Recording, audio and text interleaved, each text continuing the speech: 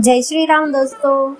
द्वादश ज्योतिर्लिंगों में एक ज्योतिर्लिंग का नाम है नागेश्वर ज्योतिर्लिंग, जो गुजरात के द्वारका धाम से 17 किलोमीटर बाहरी क्षेत्र में स्थित है। नागेश्वर का अर्थ है नागों के देवता। जिन लोगों की कुंडली में सर्प दोष होता है, उन्हें यहाँ धातुओं से बने नाग नागिन अर्पित करना चाहिए। मान्यता है इससे नाग दोष से छुटकारा मिल जाता है। तो चलिए आज हम जानेंगे नागेश्वर ज्योतिर्लिंग की कथा। दारुका नाम की एक प्रसिद्ध राक्षसी थी, जो पार्वती जी से वरदान प्राप्त कर अहंकार में जुड़ रहती थी। उसका पति दारुका महान बलशाली राक्षस था। उसने बहुत से राक्षसों को अपने साथ लेकर समाज में आतंक फैलाया हुआ था। वह यज्ञ आदि शुभ कर्मों को नष्ट करता हुआ संत महात्माओं का संहार करता था। वह प्रसिद्ध धर्मनाशक राक्षस था। पश्चिम समुद्र के किनारे सभी प्रकार की संपदाओं से भरपूर 16 योजन विस्तार पर उसका एक वन था, जिसमें वह निवास करता था। दारुका जहाँ भी जाती थी, वृक्षों तथा विविध उपकरणों से सुसज्जित वह वन भूमि अपने विलास के लिए साथ साथ ले जाती थी। महादेवी पार्वती ने उस वन की देखभाल का दायित्व दारुका को ही सौंपा था, जो उनके वरदान के प्रभाव से उसके ही पास रहता था। उससे पीड़ित आम जनता ने महर्षि कौरव के पास जाकर अपना कष्ट सुनाया। शरणागतों की रक्षा का धर्म पालन करते हुए महर्षि कौरव ने राक्षसों को श्राप दे दिया। उन्होंने कहा कि जो राक्षस इस पृथ्वी पर प्राणियों की हिंसा और यज्ञों का विनाश करेगा, उसी समय वह अपने प्राणों से हाथ धो बैठेगा। महर्षि कौरव द्वारा दिए गए श्राप की सूचना जब देवताओं को मालूम हुई, तब उन्होंने दुराचारी राक्षसों पर चढ़ाई कर दी। राक्षसों पर भारी संकट आ पड़ा।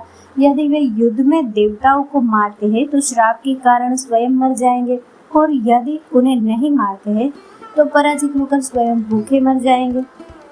उस समय दारुका ने राक्षसों को सहारा दिया और भवानी के वरदान का प्रयोग करते हुए वह संपूर्ण वन को लेकर समुद्र में जा बसी।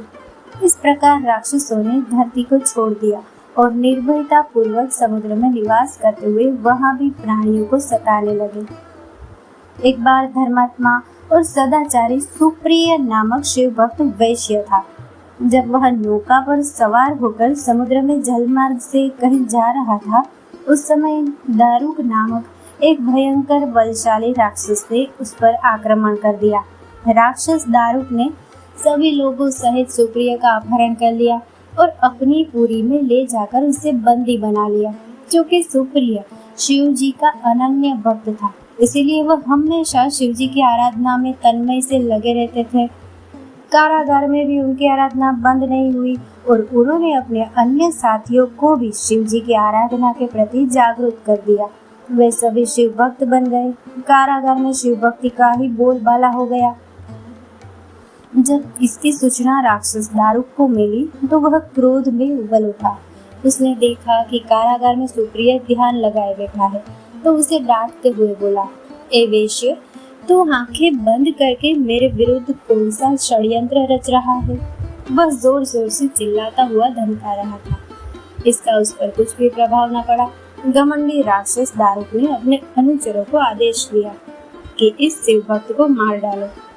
अपनी हत्या के भय से भी सुप्रिय डरे नहीं और वह भयहारी संकट मोचक भगवान शिव को पुकारने में ही लगे रहे। हे देव, आप ही हमारे सर्वस्व है, आप ही मेरे जीवन और प्राण हैं। इस प्रकार सुप्रिय वैश्य की प्रार्थना को सुनकर भगवान शिव एक बिल से प्रकट हो गए। उनके साथ ही 4 दरवाजों का एक सुंदर मंदिर प्रकट हुआ।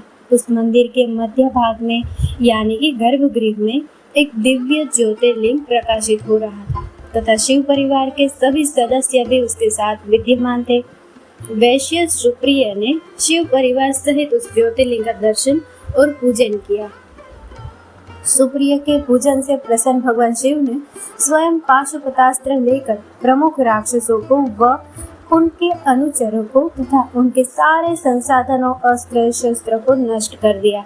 लीला करने के लिए स्वयं शरीर धारण करने वाले भगवान शिव ने अपने भक्त सुप्रिय आदि की रक्षा करने के बाद उस वन को भी यह वर दिया कि आज से इस वन में ब्राह्मण, क्षत्रिय, वैश्य तथा शूद्र इन चारों वर्णों के धर्मों का पालन किया जाएगा।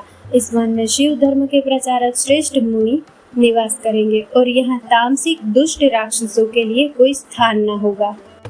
राक्षसों पर आए इसी भारी संकट को देखकर राक्षसी दारुका ने दीन भाव से देवी पार्वती की स्तुति की।